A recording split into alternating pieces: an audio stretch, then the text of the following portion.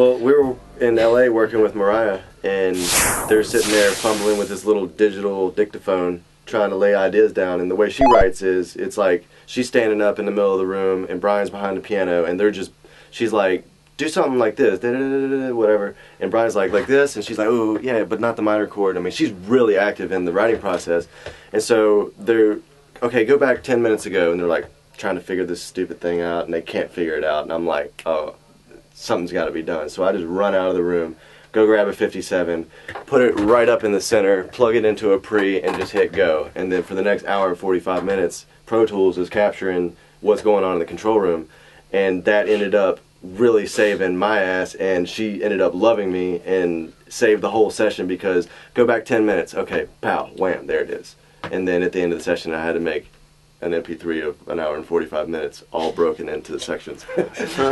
So I kind of like created more work for myself, but it ended up saving the session. So now every time I work with her, or artists that are like that are super involved in the writing process, man, just stick a microphone up in the middle of the room, or just have it there ready to go, just in case. Well, that's the thing. We're not only responsible for catching what goes on out there, but we have to somehow also remember every single thing that happens in the room. Rob Skipworth was telling me about Elton John sessions. Like, you have to have a DAT recording the entire time. From the time he steps foot in the studio, there's a DAT and there's a microphone live. So we would do that when we were working on King's X. It was always, I mean, that was one of my jobs as the second, to make sure that there was always a DAT running, and there was only 120-minute DATs on it. I really, all day, that's what I would do all day. Like, every once in a while I look around, like, oh crap, man, I gotta put the new DAT in, but it was constantly running, and it would be a thing where they would never even ask for it.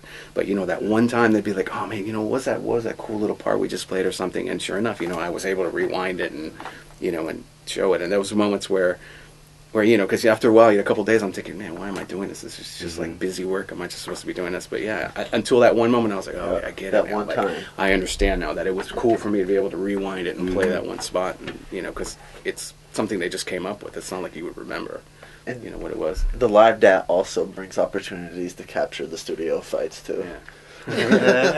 There's so many DATs floating around of the arguments between the producer with his lover singer in the booth, and they hate each other that day. There's plenty of those hiding around.